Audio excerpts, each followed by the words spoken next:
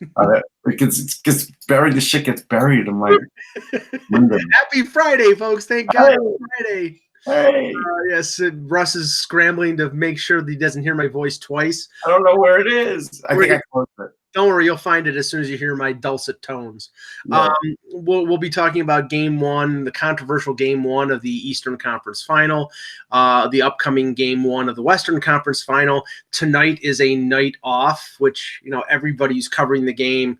You know, like, hey, I have a day off, so I can go out and have dinner and, you know, whatever. I mean, that's great. I mean, honestly, it's like I'm an addict for hockey, so I want to see a game every My hockey on today. You already missed a game. No, I watched a little of Finland, Canada, and Canada. Did they end up losing? It was I don't know. It was too boring. I had to turn it off. Yeah, I have to tell you, Canada's in trouble because they are in trouble. Canada's in trouble because this is pre-show stuff, folks. Canada's in trouble because I don't think any of their stars decided. I mean, Tavares was their number one center, and he got hurt, so he left, and they were talking about it on Toronto radio this morning on who I guess it's like 2 or 3 people named for assistant captain and captain. And I think they said the captain for Team Canada was Kyle Turris. If that's the case, I mean, Marchessault is one of the better players. Like, it's just, you know, it's. Well, Mark Stone's there. I know that. Stone's there. But Marchessault is getting a lot of ice time. Like, yeah, it's a little crazy. So here's the pre-show. So yesterday, Albert Pujols, who is one of the all-time greats until proven otherwise, and so far it hasn't. So, I mean, I can't say it because he's clean. Yeah, sure. Well, but he is, and so he got his 2,000 RBIs, which a lot of guys in Major League history haven't done. You know, it's less than 10. I think it's 5 to 7, depending on what era you're talking about, whatever, right? So this happens in Detroit. He hits a home run. Guy catches the home run. And then all of a sudden, weirdness happens. And the weirdness was, so first, like, the stadium guy goes up to the guy, and he's almost like, so what are you going to do with the ball? You're going to trade it for Pujols? Because if you don't trade it, Major League Baseball won't authenticate the ball, and then you won't be able to sell it for a lot of money. That's how he opens up this guy. Like, this is the opener. Like, the guy just caught the ball. Let him enjoy it maybe for, like, 10 minutes. And then I guess other people talk to him, like clubhouse guys and whatever, trying to get it from the Angels and even from the Tigers to give to Pujols. And so this guy was having none of it.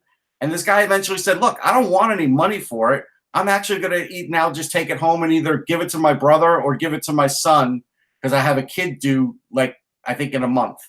You know, my wife is due.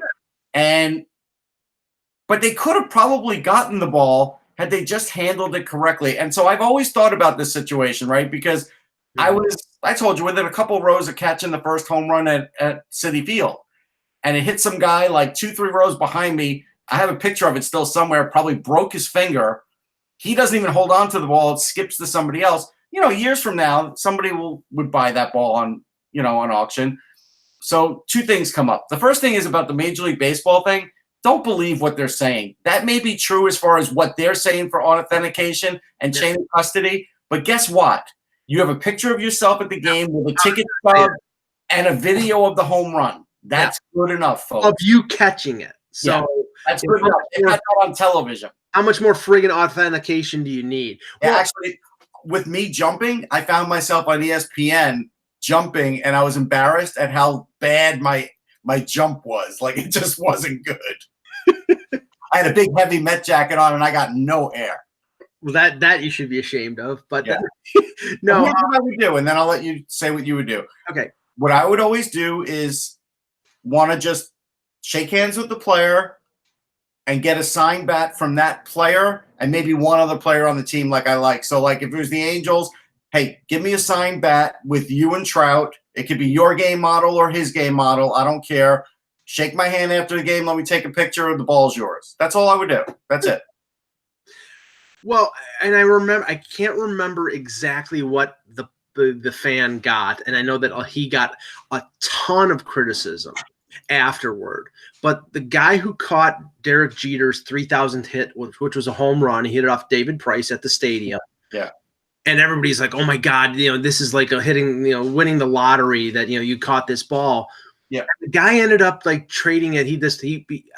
I think he I don't even think he got season tickets for the rest of the year. He got like tickets for a few games and a few other things, but everybody was shocked, and everybody actually on New York radio, on sports radio, they were ripping this guy. You could have paid for your college, your kid's college tuition. I'm like, you're going to attack somebody for being sort of magnanimous and being generous. Right, not being a jerk. Now, if it was Barry Bonds, I would have thrown it into San Francisco Bay. And hey, you'd have a right to do that. They would fish it out, though. That's the only problem with that. Right, probably. They would. They definitely would fish it out. They were marking those balls with something special, like a little something on it, like underneath the underneath the stitching or something like that, so it wouldn't distract the batter. But they were marking those balls when he was, because they were afraid of counterfeit or something. So that. And I will tell you, the guy said that people did offer him cash. Not Pujols, though. And Pujols said, look, he said, it's okay, I don't want it. I don't believe that for a minute. Yeah. Don't believe that for a minute. But he did say the right thing. He says, look, if a fan wants it, that's his right. I mean, he goes to the game. He goes, I don't buy stuff from the fans because they pay for my salary. Like, he said all the right things. I will tell you this, though, because I've learned this from other athletes and things over the years. He will have 3 or 4 or 5 people every once in a while checking eBay to see if that ball is for sale, and he'll buy it under another name. A family member will buy it if that guy ever does sell it, because that's what players do. No, and I'll just tell this story quickly, and I think I've told it before. But my only thing close to that, and it's not like catching a ball. I've never caught a ball even in batting practice at a baseball game. I'd love to, but never got close to it. But my first game at Yankee Stadium was in 2007, I believe, in August. And it was when Alex Rodriguez was pursuing his 500th home run. At this point, he was still presumed to be clean. So these were landmarks that people, were at the time. Right. They were exactly. So he was at 499, and I went to a game on a Saturday afternoon at the old stadium, and I brought my 35 millimeter camera, and I happened to be the worst photographer in the history of the world. I'm terrible, but I zoom lens, and I'm sitting behind home plate at Yankee Stadium underneath the upper deck, so I'm shaded. He comes up in the first inning, and I basically said to myself, I'm gonna click about a whole roll of film here, and if he hits the home run, I can just basically lie to everybody and say, hey, I took a pic. And anybody knows it. He swung on the first pitch and hit it out. And the picture that I have is him in mid-swing with the ball crossing the plate. A little blurry on the ball, but it's a really good picture for somebody who's a complete amateur. Yeah, I've seen that would be enough. I got that blown up. I had my first ticket at Yankee Stadium. I kept the box score, so I had this whole thing set up. A friend of mine says, "Can you send me a copy of the picture?" I'm like, "Sure." My friend is a teacher in the New York area. One of his students was the son of the guy who owns Yankee Steiner Collectibles. Okay. So they blow up. This was ended up being a present for me for, I think, my birthday. He got the picture. He had sent it to them. They blew it up to 11 by or poster size, not massive, but big enough for a framed photo. Blew it up. Had Alex Rodriguez sign it. They had the letter of authentication, and so I have that picture. Yeah, which is awesome. Now, if only it could have been Jeter, because Jeter was my favorite player. But in A-Rod, he's a no, but it's still a nice thing. That's a cool thing. It's more about my moment at Yankee Stadium than it is about A-Rod. I mean, and it was believe me, moment's way more important than a guy's 500th homer. I agree. Especially when it's his home run record is sort of tainted. But yeah. Okay. All right. Let's get the show started. Photography isn't, but whatever. X should be joining us any hour. Any hour. Hello, Hockey World. Today is Friday, May 10th, 2019. I'm Russ Cohen from Sportsology. And I'm Michael Lagello, and this is the Hockey Buzzcast here on HockeyBuzz.com. Let's start with Game 1 of the Eastern Conference Final between the Boston Bruins and the Carolina Hurricanes. The game ended up a 5-2 score for the Bruins, which is sort of, I think, misrepresenting the closeness of the game. It was 2-1 after 2 periods. The key moments were a couple power play goals close together early in the third period, and then I think it was 2 empty net. Oh no, it was 1 empty netter, and then they scored on the break late in the third. Right. Okay, this is, and I got into a little hot water, a little heated discussion on social media after the game because I really don't think this is out of bounds. The officiating in these playoffs have been terrible, and terrible in the sense of changing the course of games to the point that it can't be ignored. And I stated a few instances, and they, other than Cody Eakin and Pavelski, they all involved Boston. 2 calls in the Leaf series, Kadri getting DeBrusk knee-on-kneeing Kadri, which went without penalty, and that set the fuse with Kadri to blow up and do his stupid act. Yep. The Zdeno Chara left cross to the jaw of John Tavares, which went completely unnoticed by the officials. And then obviously the McAvoy headhunting on Josh Anderson, which was only a 2-minute penalty instead of a 5-minute major. And who knows whether Columbus would have tied the game and forced a game 7. I mean, the lack of a call in terms of it being a 2-minute minor instead of a 5-minute major, I think could have, you don't know what it could have done. But last night, the one, and I had people saying, "Oh, that was incidental contact." I'm sorry. When Corrali hits Svechnikov, it was a. I don't think he was headhunting, but he hit him to his back, and it was Svechnikov is coming off a concussion, and his neck snapped, and he's knocked down to the ice, and Dougie Hamilton gets the penalty for the retaliation, and then they score the goal. I mean, I'm sorry. The refereeing has been pathetic. It's been bad. I think it's, in the end result, forgivable about not giving Corrali one because, you could say, hey, it was a hard check, blah, blah, blah. It was a collision. He caused the collision, trust me. Right. And he was definitely targeting Svechnikov, trust me, because Svechnikov has 5 points in 6 games, and you saw what he was doing on the power play. The Bruins didn't have an answer for that. So he was definitely targeted, but in the end result, that not being a penalty, I could live with. The Hamilton thing is interesting because now Hamilton's not even allowed to sort of brace for himself in the corner when he knows a guy's coming for him. So, like, if you're in a vulnerable position and a guy hits you, you're going to get a penalty. The other team's going to get a penalty, right? But you're getting yourself smashed against the boards, and it's not worth it, even if you're trying to draw it. So he tries to preempt it. He does hit him, I think, in the jaw. I do think he did it, but it was to protect himself, to sort of brace himself for the impact that was coming, and he gets the penalty. And it's like, that was cheap. That was just a bad call. I mean, there were calls that were missed. I mean, apparently Fogle, there was a high stick involving him. There was a possible slew foot involving Fogle. The Jordan Stahl penalty was just dumb. I mean, you expect more out of a veteran player to know when not to and when to hit. Lost composure. Yeah, but the one I thought was even as bad as the missed call on the retaliation call on Hamilton and nothing on Corrali was the second Hamilton penalty on Backes. He hit Backes face to face. Yeah. He didn't hit him into the boards. He didn't, it wasn't within dangerous distance of the boards. It was, I thought, a clean body-to-body check. Yeah. And they called 2 minutes for, I don't know if it was interference or whatever. I mean, even after the fact, Backes was just sort of like, hey, and he took a little, like, fake swat at him, I think, for effect. But he wasn't even, like, upset about it. Yeah, and there were a couple Chara things that happened. Now, this is the thing, and this has been my theory, with the Bruins.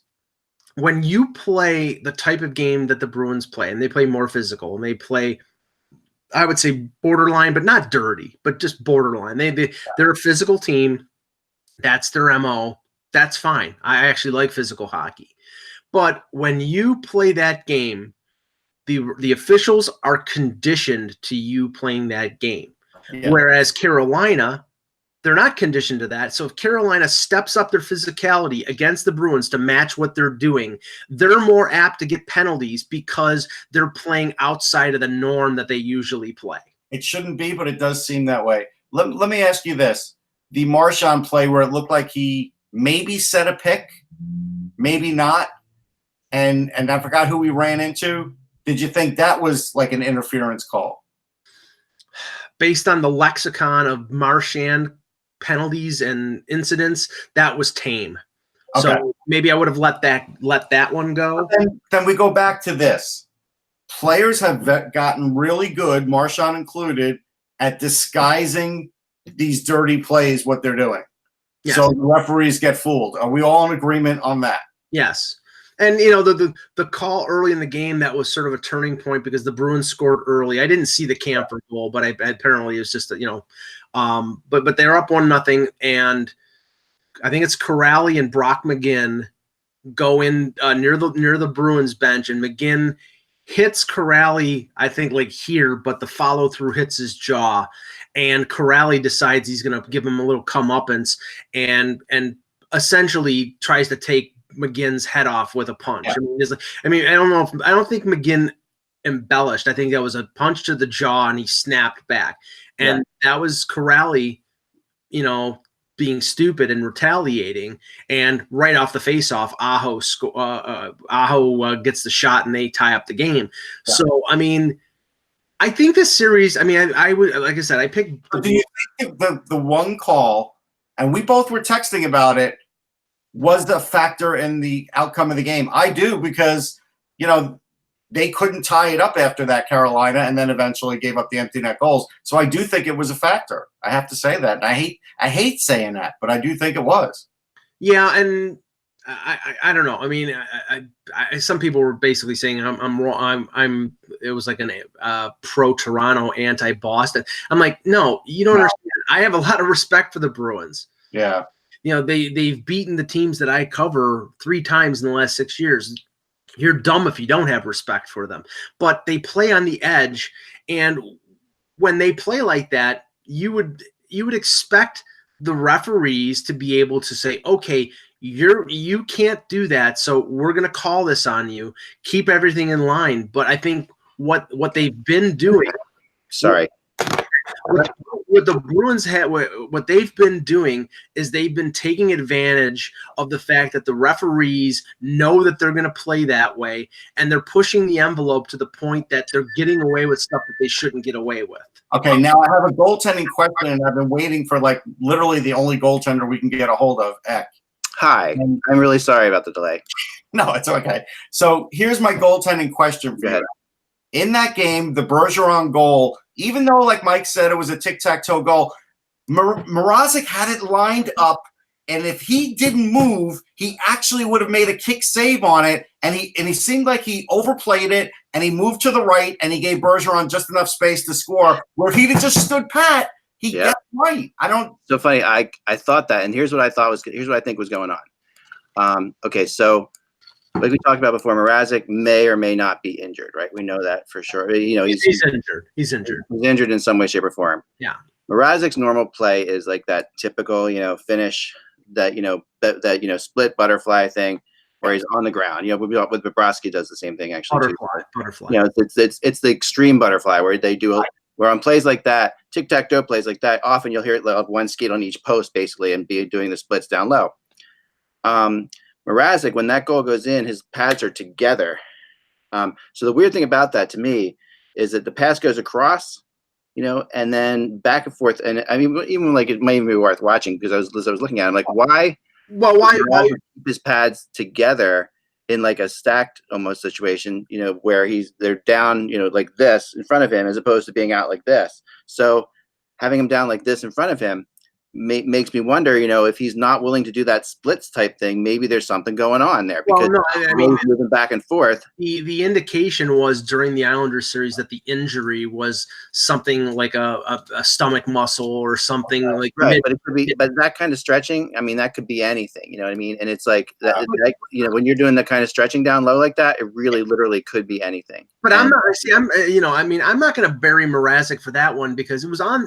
My belief is it was on their defense. defense, because that goal, you had Pasternak on the left boards, passing it cross ice to Marchand, basically at the face-off circle, and Marchand dishing it to Bergeron in 10 feet in front of Mrazek. Where's the defense? I mean, unless you want Peter Mrazek to be Superman. No, he doesn't have to be Superman, but he was there to make the save. Yeah, no, the thing is that that kind of play is perfectly suited for him, like getting him for his time save. Now, I'm not saying it's still, honestly, it's a tough save to make for most people. We talked about it.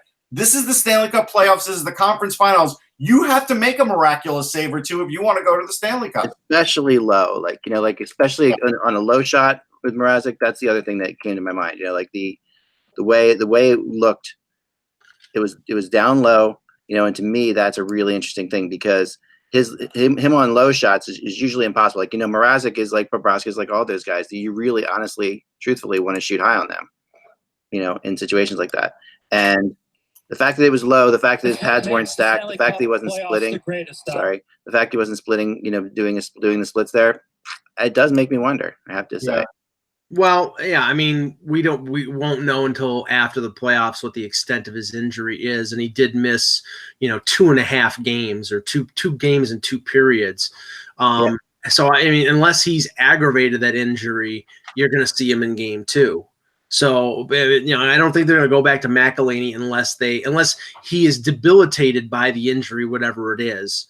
I mean, that's what makes you. I mean, McElhinney, granted, is older and everything like that, but if the Bruins figure out that they can shoot low on him, that they can go back side to side like that, he's done. I mean, he's in trouble because I got to tell you, I've got to win a game out of these first 2, and I didn't win it with Mrazek, and I know that he's got a slight injury. I've got to go with McElhinney then.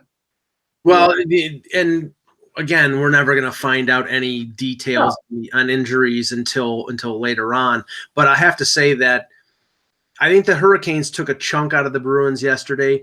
Chara did not react well after getting hit on the ball of the ankle when he turned his foot on that shot.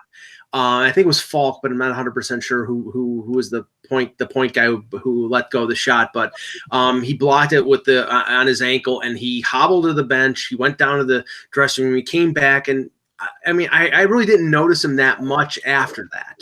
Well, you know what they did, Mike? I read about this on Boston.com. What they did was they have a 3D printer in the Bruins locker room, and they printed up a new ankle, and they put on a new ankle, and then probably what they need to do.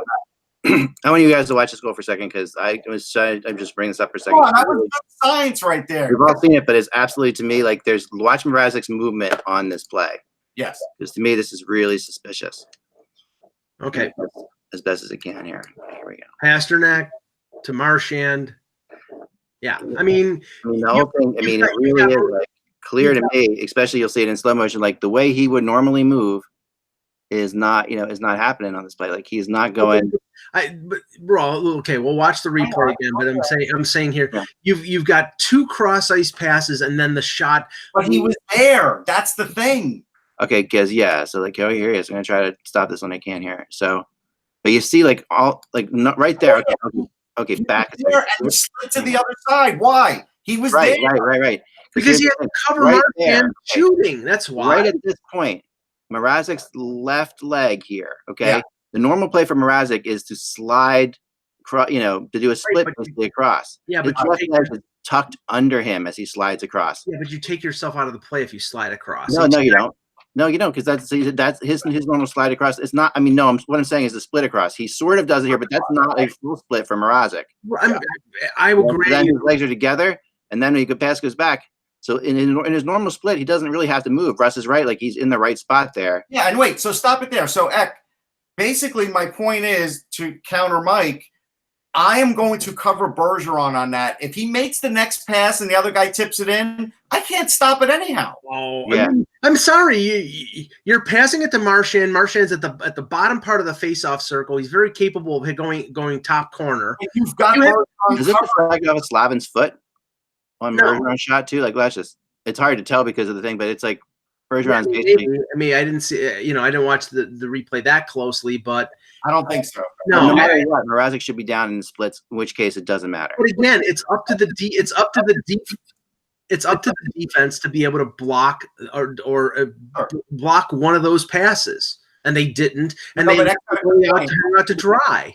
Yeah, X got a good point though. I didn't even think about the injury portion of this, and that could be a good reason now to play McElhinney because he can't cover it the way he needs to. Yeah, it's very curious. I mean, the Bruins. It was watching the game. What was kind of fascinating to me that I didn't even think about was the fact that the teams are actually closer to each other in the way they play than I thought. Like they actually do play kind of the same game, except they have a lot of young. They both have a lot of young players. Yeah, very similar.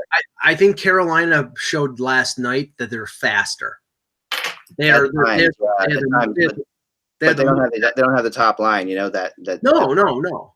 So that's the issue. Like, so the issue is, so at the end of the day, it's goaltending in that top line. And if Rask is going to be solid and that top line is going to be good, they can't take penalties. They showed last night the power plays are going to kill them.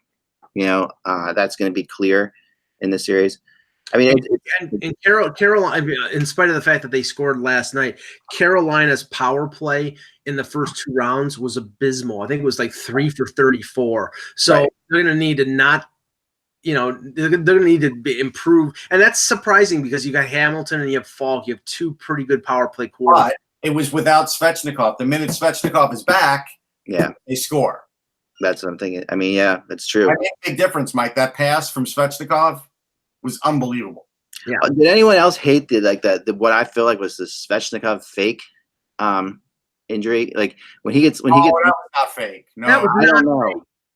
Baloney. We were just talking about it. I think that Corrali should have gotten a penalty there. I don't. I mean, and even if he should have gotten it, Svechnikov, like that, he was just trying to draw that so clearly. Like I don't think so, but I told Mike at the beginning, I'm okay with no penalty there. He was targeted. He did get hit in the neck.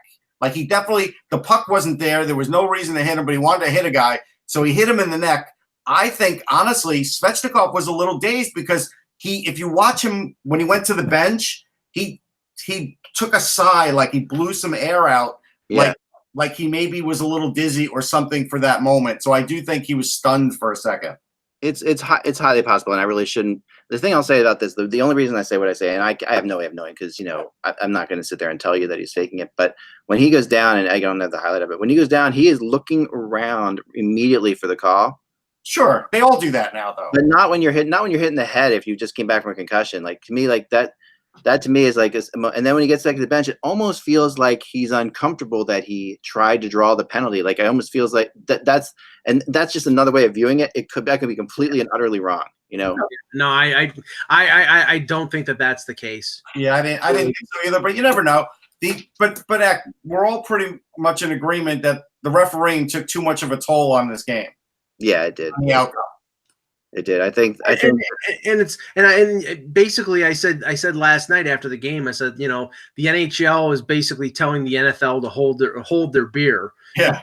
Because the way you're talking about like officiating in the NFL during the playoffs this year that cost a team a trip to the Super Bowl. Well, the missed calls, we've already seen Vegas's season ended by a bad call, and I think Boston has been the beneficiary of some missed calls that they didn't get called for, and I really think that it's because referees are conditioned for the Bruins to play this physical game, and when somebody tries to step up and play like the Bruins, stick up for themselves, they say, okay, that's out of the norm for them. They can't do that, but the Bruins can do it because they normally do it. That's a dangerous precedent to set.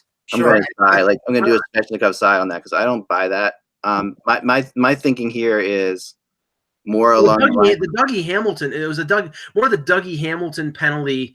Dougie Hamilton doesn't have a reputation of being a physical player, but he gets the retaliation penalty on the Corrali hit on Svechnikov afterward, and then he gets a hit for basically pushing Backus down in the corner. It didn't crumple him against the boards. It wasn't a high head hit. It was a hit. And because I agree that penalty was ridiculous to me. Like, but even the other one, all he was doing was bracing himself when he knew he was going to Oh, get. they were bad calls. I'm not saying they weren't bad calls. What I'm saying is I don't think this is Bruins specific. Like I I think don't think it's Bruins specific either. It's just ironic that it's all Bruins specific because you were saying that you're so used to the Bruins being a certain way and all that. I don't see that. Like I see it more like the referees are their confidence is shot. Like it feels like the refs like they don't know what's what. They're afraid that they're going to get. Is this a headshot? Is that a headshot? Should this be a major? Should that be a major? Their confidence has been shot right now, and basically they're guessing on a lot of things. Well, and you know what? And that's a great point because we all see it. The fans all see it that the confidence is shot on these refs. And look, and the fans are like out for blood now. I mean, even like Aaron Ward was like, he's a former player. He knows what a penalty should be or not. And he was screaming at the Hamilton calls. He was just like, now again, he was a former Hurricane. I get it. But he also a former Bruin too? Yes. But I don't think that was his reasoning for doing it. I honestly felt like his reasoning for doing it was like, well, if that's a call, then what the hell else are you going to call? And I think that was his point, and I get it. Like that's right now in this series, which is going to be very physical, and there's going to be a lot of dirty play. The refs are not up to par with this. They're just not. They're not, and it's and a lot of it has to do. It's just there's so much and so much publicity and so much craziness put around these calls. Because they were highly substantial calls, and then they changed the games. Yeah. And then we live in the day and age where everything is blown out of proportion anyway. So really, it's a combination of things, and I just feel like to me like the refs are just like they just had it. I really feel like they've had it, and they don't. In the meeting afterwards, like people should know, like there is a referee's room, and if you as a reporter even try and go over there, they get really highly annoyed, and you can't even knock on the door. Like security will just be like, no, get away. You truly can't. Yeah. It is crazy. I mean, and it's weird that referees don't have press conferences at all or ever answer questions because maybe they would be better. Maybe it would be better for them. Although they don't in any sport. To be fair, it's not like it's not just hockey; it's every sport. No, and I guess the idea of that is to keep them out of the game. Yeah. But the reality is that they're in the game. You can't get around it. I mean, I've actually interviewed a couple of them. I know you have too at different times. It's like, and it's fascinating to hear their side of the story. It really is way more. It's a hard job. Look, I'm not going to say it's an easy job. It's a hard job. It's crazy hard, and it's hard to not let emotion and previous things happen. Because my whole thing with refs, I would talk to them all the time, and I would say, okay, how can you say that makeup calls aren't a real thing? Like referees will swear that makeup calls don't exist. Right. We all know that makeup calls exist. Yeah. Now, what did you think? Here's another thing, and this is where it's hard as a fan to have confidence in the refereeing. The McKegg goal. How do you not call that a goal on the ice? And then if you're going to review it, you review it. How did they not see it? It was very clear to me they never even saw that puck go in the net. And how is that possible with those guys on the ice? All they saw was McKegg going into Rask. And by the way, he was aided by the Bruins defenseman pushing him into the goal. Camper pushed him. But the idea is, Mike, like if I'm on the ice, right, even if I'm not, everybody can't not be looking at that play because the play was down at that end of the ice. And in worst case scenario, if you don't see much in the pileup, you should be able to see the puck trickle through there because we all did. I can't imagine everybody was out of position for that act. Like, to me, I was going crazy with that. I think that's more a reflection of what you were talking about before. I think it's a reflection of now that the confidence, the officials' confidence. It's a general thing. They're confident. And especially when instant replay is used so much that, they know when you're a ref, a certain play like that's going to replay anyway. Yeah. Hard to make the call. Like, there has, and we've seen it before, like there has to be a call because there is such a thing as the call on the ice stands, right? So there has to be a call. But at times refs know that this is going upstairs, like right away. Like that. Right, but the problem is, and this is where, again, and I'm not a lawyer and I never wanted to be a lawyer, but this is where like the lawyer in me comes out and says, well, you have to make the call of that being a goal on the ice, even though it's going to go for a review, because somehow if they were to screw up that review, call it no goal, the whole world knows it's a goal. Yes, they do, and that it's they're so. It wasn't even called a goal on the ice, which is crazy to me. But we've seen it. Like I've seen it constantly done time and time again. You know, actually, they didn't call anything for a few seconds, right? Didn't they all just get together? Like Yeah, they didn't call no goal or no goal. They didn't say anything. they said nothing, and as if they were like, okay, we'll let this play along, and then you know they'll look at it in Toronto, they'll see it's a goal, and they'll stop it. Right. Actually, Ed Olczyk, to his credit, he's like, I think that puck went in. I don't. What's going on here? Like, he's like, I think that puck crossed the line.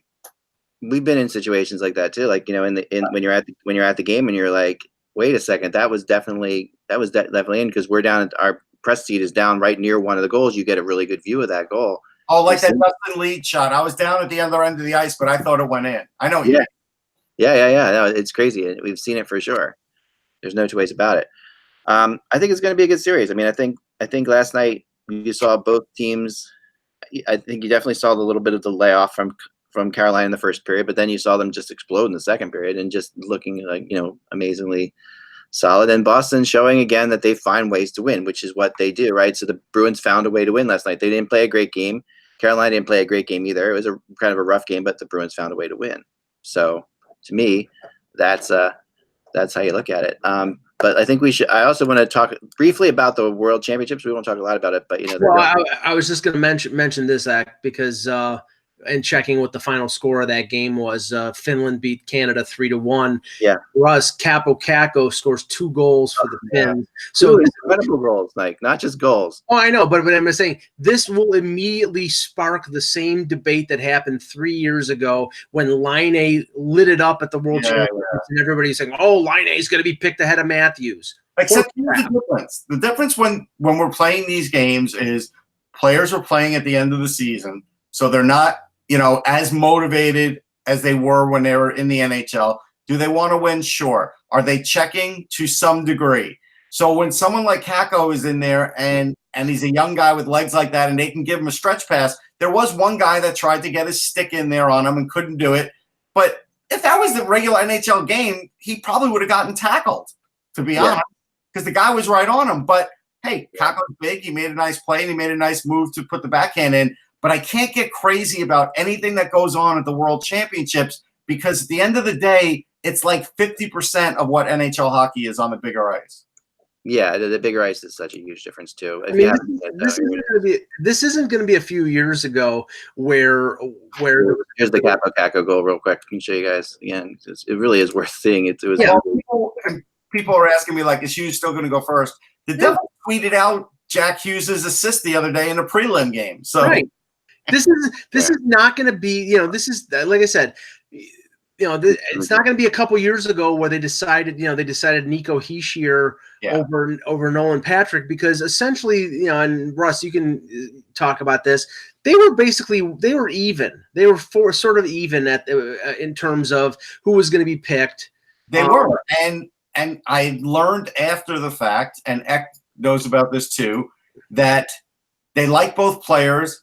They were looking to market one of those players. Yeah. And Hischier is a much easier player to market than Nolan Patrick, who doesn't do good interviews, and Nico Hischier is great in front of the camera. So when all things were pretty much equal, they liked that portion too, because the Devils were looking to market a player. Hischier is very, very likable. Like he is very outgoing, where Patrick sort of has a chip on his shoulder a little bit, especially having had all the injuries and like being expected to be this generational type player and then turning into not the first pick overall. All that stuff was sort of disappointing. But what I think about is amazing about this goal, just for a second.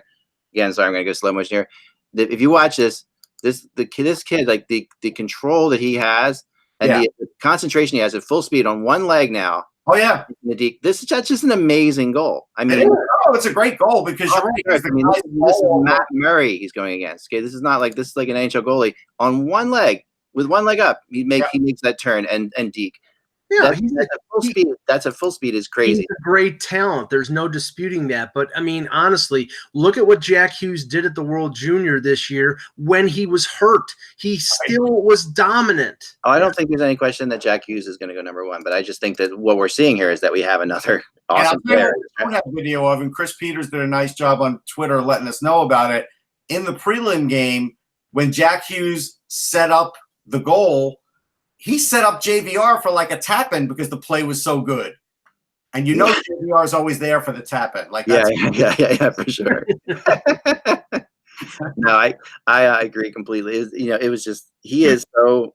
I mean, Hughes is amazing. We're gonna get a chance to see Hughes at 2:00. The U.S. plays Slovakia. So if you want to watch it, Yeah, and if he gets shut out,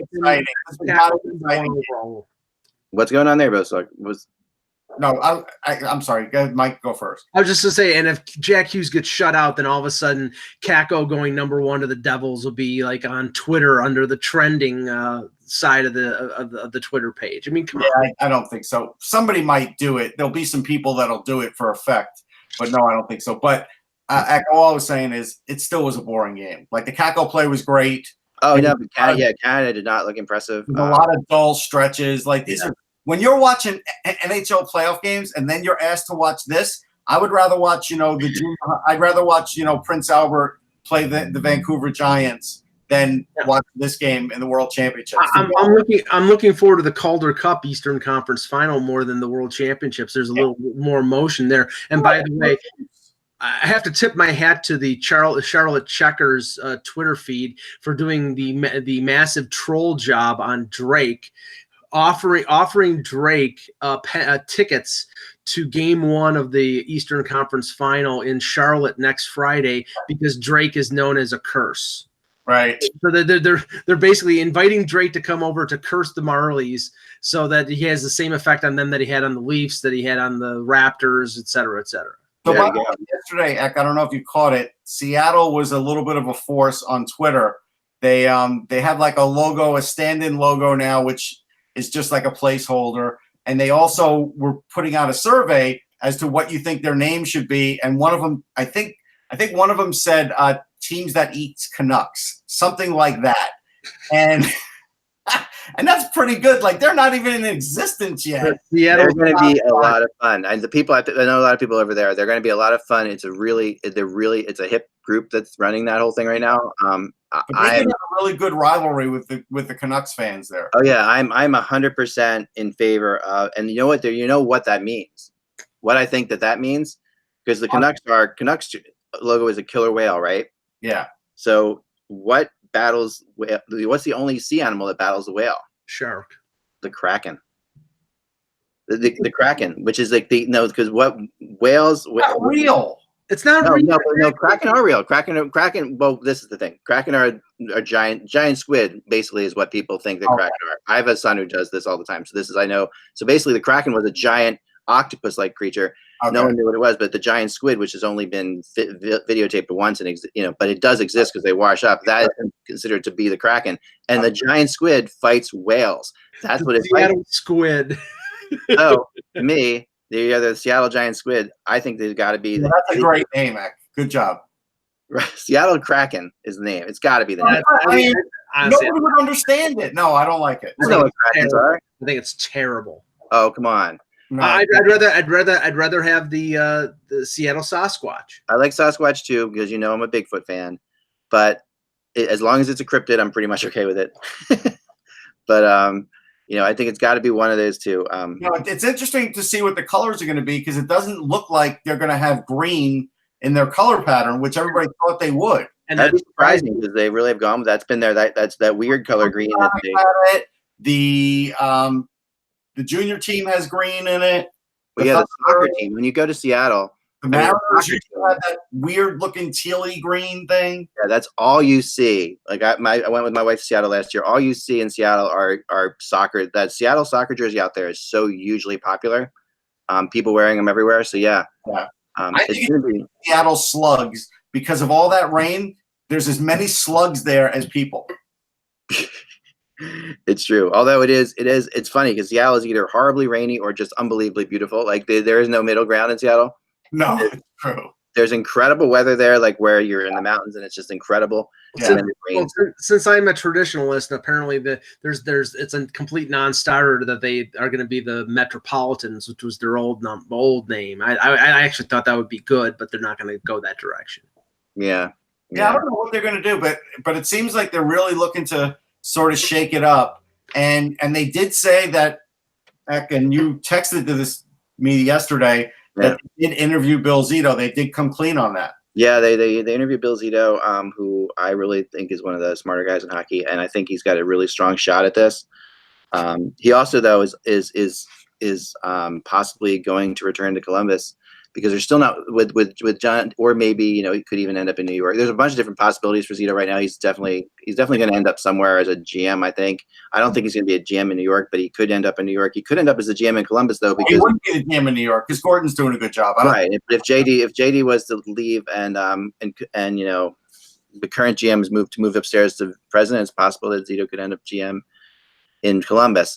But I think that I have a feeling that it's going to be Seattle, in which case that's going to be a blast because the intelligence that Bill Zito has, it'll be so much fun to watch how he manipulates the whole thing of putting a team together and getting draft picks and stuff like that. Because he's one of the guys I've talked to a lot of people in hockey, and he's one of the guys that just like blows your mind with his. I'll tell you one guy he'd probably target right away. And even if he has to wait till the expansion draft, would be Sonny Milano. If he continues to get underutilized, I could see him getting him. Never let it be said that I ignore an opportunity to pick fun at the Buffalo Sabres, but their coaching search right now is so it's bad, embarrassingly chaotic. It defies logic. They supposedly over the last few weeks they've been in on Rickard Gronberg, the Swedish coach. Then it comes out they've never talked to Gronberg after he takes the Zurich job. Now today, it was reported that they talked to Todd Richards, who's an assistant coach in Tampa and former Columbus Blue Jackets head coach. Now John Shannon reports, no, they haven't talked to Todd Richards. Now the two leading candidates are Jacques Martin, 67-year-old Jacques Martin, and Dave Tippett. And we're telling we're in the second week of May here. The draft is 5 weeks away, and this organization we have no idea who the head coach is, and there's going to be a lot of turnover on this roster, and it's going to be some of it's going to be based on what fits the new coach. So I don't know what the hell Jason Botterill is doing. I know he's over in Slovakia at the World Championships right now, but he better get on the ball and get a coach in here, because right now, I mean, this is one of the more chaotic organizations in the league. Ottawa, Edmonton, and them, and all three of them don't have head coaches. It's not look good. We have to admit that the optics do not look good. No. They're not going to get like a fantastic choice. They'll try and dress it up best they can, and it's not to say they won't get somebody that won't be successful. I'm not saying that. Yeah, Tippett would be a good coach, but I don't think he's going anywhere. Like I think I don't think so either, because I think he's part of the Seattle interview process. Which is kind of strange, because if he becomes the coach, he's interviewing GMs or whatever. But I think that then why is he interviewing other? No, I just said the answer. It's reverse interviewing. Okay. Yeah, he's actually interviewing. He's actually been part of the interview process for the GMs in Seattle too. Like he interviewed Hextall, he interviewed other McCrimmon, I think, or was going to interview McCrimmon before McCrimmon ended up getting the offer to stay in Vegas. So yeah, I think that I do think he's going to end up there, and I never quite fully bought that he was going anywhere else. Like I felt like I didn't either. I figured he had to get a wheelbarrow of money. That's what I. Yeah, maybe he was just doing it for that. For his negotiation, maybe he's trying to negotiate with Seattle to make sure that they, at least know that he's valuable or what have you. I don't know. Right.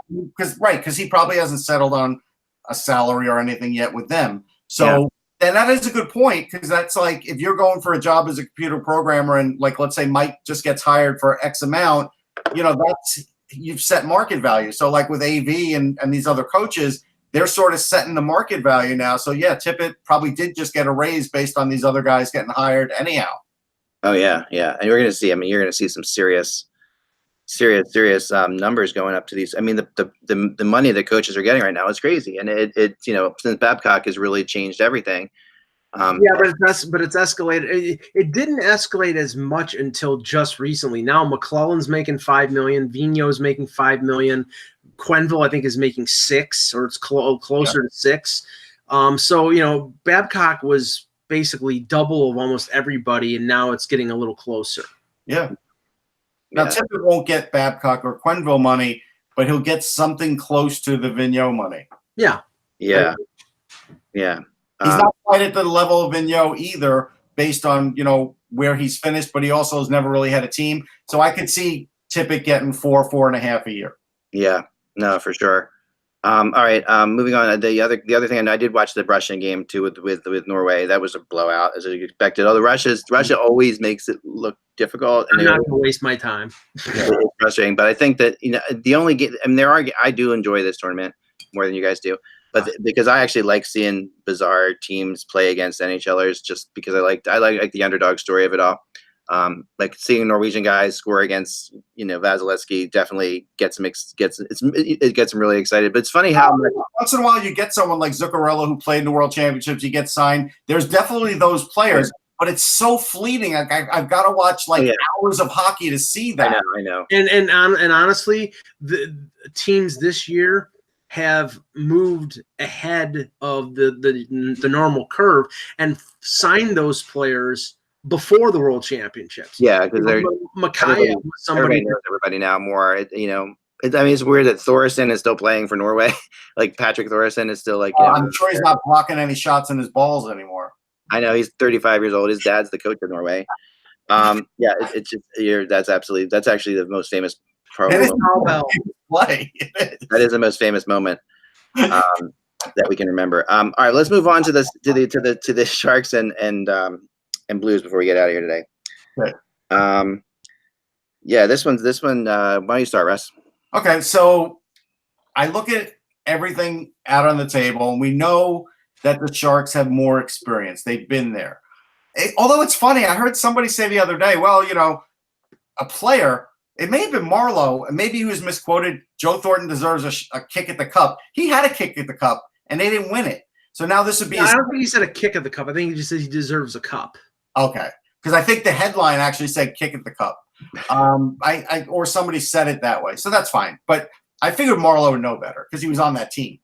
Anyhow, so this is his last shot. I expect them to go all out. I do. I'm not worried about Martin Jones.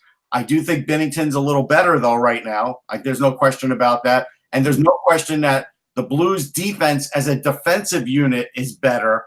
Maybe you could say that the Sharks are more mobile. Look, Pavelski back is a big deal, but he's not 100%. So I don't know if he'll, eventually go back out on injury. I like their young guys. The thing with St. Louis is I think they still have untapped potential for goal scoring. Like Barbashev hit the post the other day. He's been getting closer and closer to having like a really big game besides being physical. Fabry, they have guys that they can put in, move in and out of the lineup that I think gives them more depth at scoring for secondary scoring than the Sharks have. So that's why I think Blues in 7, because I think at the end of the day, they'll figure this out. Or did I have them in 6? I may have had them in 6. Yeah, I think you had them in 6. Blues in 6, sorry. Yeah, the quote from Marlowe was, he, meaning Thornton, deserves a shot at the cup. Okay. Yeah. Now, you're right. He's already had a shot, but I think he's saying another shot. Well, he should have said another cup because he had a shot at the cup and he didn't do it. Right. Well, but I'm just saying it's a little misleading. That's yes. All. As for my prediction, I mean, I think it's a very even series. And when you pick a series that's good that goes 7, you're basically saying either team can win, and I think that's the case. I mean, I can understand people who picking the Blues because the Blues have been impressive in the playoffs, and the Sharks, if everything went right, they should have been eliminated in the first round, but they by some miracle won that game on that bad call, and then I thought played pretty well against an Avs team that I think was underestimated by some people because, their defense is not particularly strong, and Grubauer played a lot better than people thought. But in this series, I mean, I think the defenses are pretty even. The one concern I have about San Jose is that Carlson, if he plays like he did in Game 7, they're in trouble because they're going to play him 25 to 26 minutes a night. And if he's a defensive liability, like he has been at times in his career, that can be a killer. But getting Pavelski back really helped. Now they have really, you have the one Pavelski-Kane line. You have Couture with Nyquist. You have Thornton playing a third line. I mean, that's a pretty good matchup with the Blues. Now the Blues, their best line in that second round series was the line with Robert Thomas, Maroon, and Bozak. If they beat out beat out the Thornton line, then I think the Blues will win the series. But I think I think it's going to be close. But I have the Sharks in 7. Sharks in 7, yeah. I don't know. I feel like it's the Blues time. I'm going to pick against. I mean, I picked against the Sharks last series too. To be fair, I picked against the Sharks in both series. So I'm still, and I'm, and the ironic thing of all that is I am in possession of a ticket I bought in Atlantic City for the Sharks to win the Stanley Cup before the season started. What were the odds? 30-1. Wow. So I have a $5 ticket that I bought for $5. So I mean, it's not like I spent a ton of money on it, but I have this ticket and I picked it up just because I was in Atlantic City when their sports betting was starting, and I'm like, okay, cool. You could sell that ticket for $30 now. There are sites where you can go there. Oh, again. Oh yeah. If you wanted to cash in now, you're not going to get 150, but since there's one chance in 4 that they could win the cup, somebody would give you like $30 for it. Yeah. I still wouldn't do it. I would hold out. It's more fun to pick to win. I mean, it's only $5. Well, heck, I don't know if I had $500 and someone was offering me $3,000, yeah, I would probably do it. Right. There's a lot of boobery going on at these games. There's offensive linemen beer guzzling. There's Dan Boyle, who tried to beer guzzle and wore half of it on his shirt. And I figure because of all the money he stole from the Rangers, he could just buy another shirt right then and there. And just easy, right? He could just keep buying shirts. I saw that. That was Dan Boyle. See, I saw that. The sound wasn't on where I was when that happened. That's funny. I didn't know that was Dan Boyle. That's really hilarious. Pat Falloon was guzzling Ernest and Julio Gallo. Not really. I've got the Pat Falloon jersey up there. See? Yeah. That's that's my only Sharks jersey I own. No Sandus Ozolinsh? No. I have one actually. I actually have a Stadium Series. No, I have a Stadium Series Sharks jersey with my number on it that I've worn in a couple open hockey things. But that's my vintage. That got that the first year the Sharks were in existence. Hey, I was at the draft that Pat Falloon was selected 2nd overall. Oh, you were at that draft? I didn't know that. It was in Buffalo. That was the draft, right? That was the Lindros draft. Yes. Yeah, for sure. Yeah. That's fun. All right. That's set in. So what's your pick? Yes, I'm going to go with the Blues. I'm thinking the Blues in 6 here. I think that they really. I'm not sold on Jones. I think at the end of the day, you definitely get the goalie is going to matter. Binnington has looked really good. The Sharks are very good, but not. They've already kind of faced teams that were as good offensively as the Sharks. Like the Avalanche were as good offensively, or maybe better than the Sharks. So. Yeah. I think that, and they, the Blues manage that. So I'm saying the Blues in 6. I think I'm thinking it's going to be the Blues and Bruins. That's really what I think. How it's going to come out. A replay of 1970. Yeah.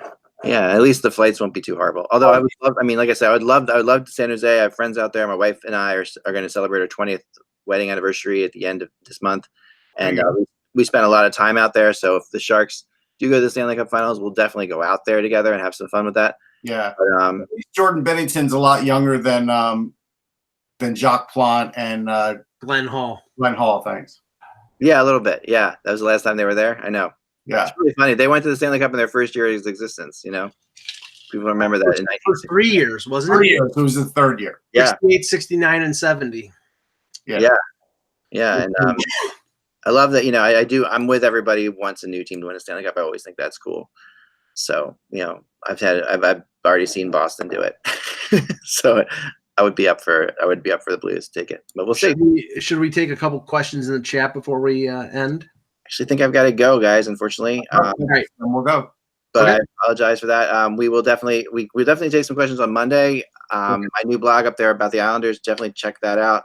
I think there's some interesting things in there as far as rumors going on around the Islanders. I have Robin Leonard I could see possibly, I've heard possibly could go to Columbus. So there's a lot of different options here as this plays out. Or without the buzz, it's just hockey. That's a little teaser for the weekend. We'll talk to you guys on Monday.